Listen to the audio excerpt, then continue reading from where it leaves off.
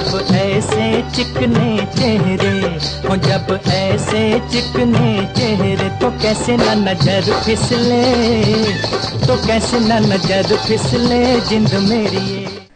यूसुफ खान के तौर पर पेशावर के फल कारोबारी गुलाम सरवर खान के यहाँ 11 दिसंबर 1922 को जन्मे दिलीप कुमार 6 भाइयों और 6 बहनों में तीसरे नंबर की संतान है।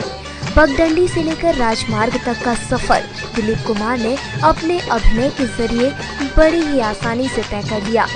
बचपन से ही दिलीप साहब को फिल्मों का क्रेज था, तभी तो पढ़ाई पूरी करने के बाद दिलीप साहब ने चुनी अपनी अलग राह।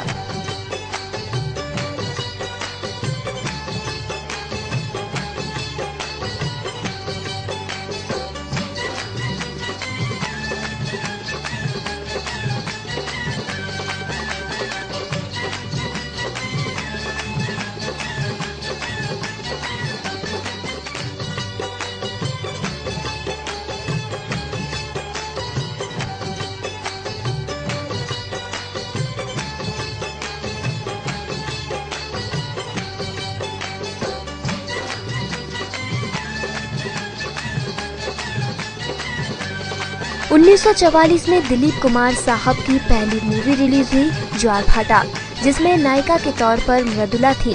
बिना किसी स्क्रीन टेस्ट के दिलीप कुमार को इस मूवी में साइन कर लिया गया।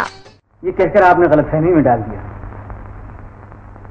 आज आईने में मुझे अपनी शक्ल देखनी पड़ेगी, और अगर आईना टूट गया तो समझूंगा कि किसी की नजर लग गई। आप तो कवि मालूम होते हैं। कवि तो नहीं, लेकिन जिस कवि का गीत एक बार भी गुनगुना दिया तो उसे कालिदास जरूर बना दिया। तो अफ्रीकन तानसेन साहब, देर किस बात की? क्या न हाजिर है। सन 1947 में मूवी आई अंदाज, जिसमें दिलीप कुमार के अपोजिट हीरोइन थी नरगिस। इस मूवी में उन्होंने काम किया उस दौर के जाने माने अभिनेता राज कपूर के साथ। वैसे इसके पहले दिलीप कुमार को यूसुफ खान के नाम से ही जाना जाता था, पर जैसे ही ये मूवी रिलीज हुई, दिलीप कुमार को मिला एक नया आयाम और दिलीप को मिली एक और उपलब्धि ट्रेजेडी किंग के तौर पर।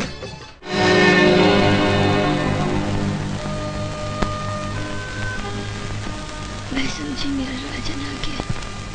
कहाँ है बोले मेरा, जिसने इस मोहनी सूरत का सहारा लेकर मेरी दुनिया लूटी है, जिसने मुझ पर तीर बरसाने के लिए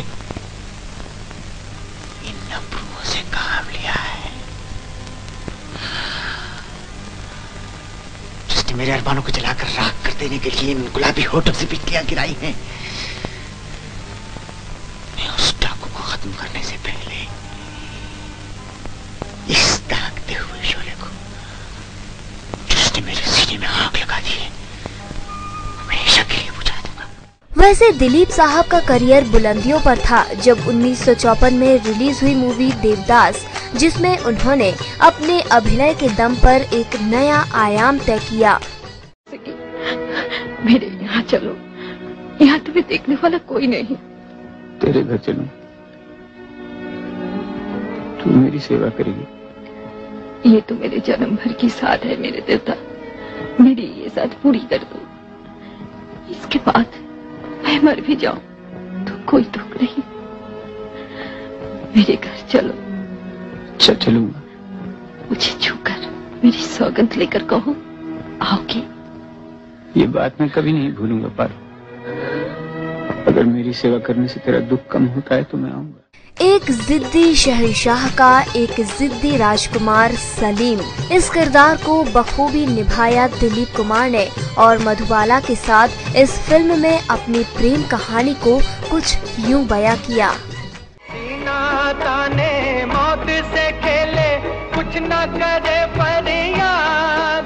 जिंदाबाद जिंदाबाद जिंदाबाद जिंदाबाद, है मोहब्बत जिंदाबाद, है मोहब्बत जिंदाबाद।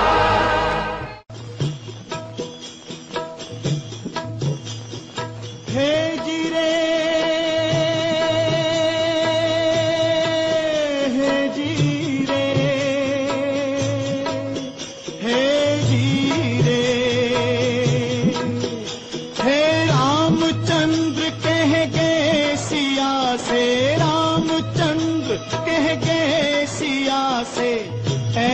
कल जुग आएगा, हंस चुगेगा दाना दुन का, हंस चुगेगा दाना दुन का, कौआ मोती खाएगा। आपको ये जानकर आश्चर्य होगा कि दिलीप साहब ने मात्र 54 फिल्मों में ही अभिनय क्यों किया। वजह थी दिलीप साहब ने हमेशा अपनी इमेज को ध्यान में रखा और अपने पूरे फिल्मी सफर में स्तर से गिरकर कभी अभिनय नहीं किया। दो हंसों का जोड़ा बिछड़ गया रे, गजब भयो राम जुलम भयो रे, गजब भयो राम जुलम भयो रे। फिल्मों में दिलीप कुमार ने अपनी छाप छोड़ी और वो भी कुछ ऐसी कि उनकी आगामी पीढ़ी उनके नक्शे कदमों पर चली। चाहे वो राजेंद्र कुमार हो, अमिताभ बच्चन या फिर शाहरुख खान, सभी ने कहीं न कहीं स्वीकारा कि दिलीप साहब जैसे कलाकार जो ना बोले ही अपने चेहरे के जरिए अपनी बातों को बोल दिया करते थे। कौन से पूछ के गए थे तुम उधर? कौन तेरे मशवरा दिया रहा उधर जान का? क्या जरूरत आ पड़ी थी तेरे को हुआ जान की? आखिरी उम्मीद लेकर गया था मंदारी ऊ के पास, ये सोच के कि 14 साल में ऊ का माथा थोड़ा तो ठंडा हुआ होगा। 14 साल बोले? अरे 114 साल भी अगर गुजर जाए ना तो का माथा ठंडा होने वाला नहीं। दरअसल उस जमाने की कई अभिनेत्रियां दिलीप कुमार को अपना दिल दे बैठी थीं, क्योंकि दिलीप कुछ थे भी ऐसे। कहानी में मोड़ उस समय आया जब लंदन से अपनी पढ़ाई पूरी कर वापस लौटी नसीम बानो की बेटी सायरा बानो। जब दिलीप साहब की मुलाकात सायरा से हुई तब तक सायरा फिल्म इंडस्ट्री में अपने कदम रख चुकी थी। दोनों की मुलाकात हुई सायरा की मां के जरिए। वैसे सायरा बानो का नाम उस समय राजेंद्र कुमार से जोड़कर देखा जा रहा था। राजेंद्र कुमार न केवल शादीशुदा थे बल्कि उनका एक बेटा भी था। बस यही वजह बनी कि सायरा की मां ने उनकी बेटी के लिए दिलीप कुमार को चुना।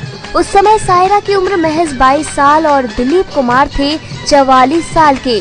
पर कहा जाता है कि प्यार के आड़े उम्र नहीं आती।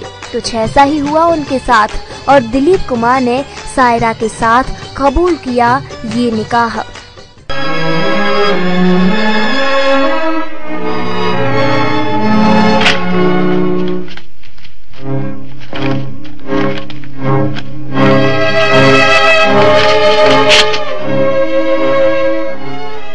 मैं तुझे जिंदा नहीं छोड़ूंगी। इस वक्त तेरे इख्तियार में मर दे मुझे। मेरी मोहब्बत और तेरी नफरत का फैसला बंदूक से नहीं होगा। जब तक राजकुमारी से तुझे औरत नहीं बना दूंगा, एक कतना देहाती औरत, उस वक्त तक तुझे मरने भी नहीं दूंगा। दिलीप कुमार अपने फिल्मी सफर में कई अवार्डों से नवाजे गए। देवदास, नया दौर, राम और श्याम, लीडर, कोहिनूर जैसी कई फिल्में थी जिसके लिए दिलीप साहब को मिला बेस्ट एक्टर का फिल्म फेयर अवार्ड।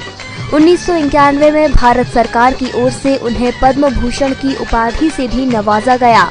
पाकिस्तान सरकार की ओर से भी उन्हें निशाने इम्तियाज से नवाजा गया, जो कि पाकिस्तान का सर्वोच्च नागरिक होने का सम्मान है। ये मेरा दीवानापन है या मोहब्बत का सुरूर, ये मेरा दीवानापन है या मोहब्बत का सुरूर, तू न पहचाने तो है ये तेरी नजरों का कसूर, ये मेरा दीवानापन है।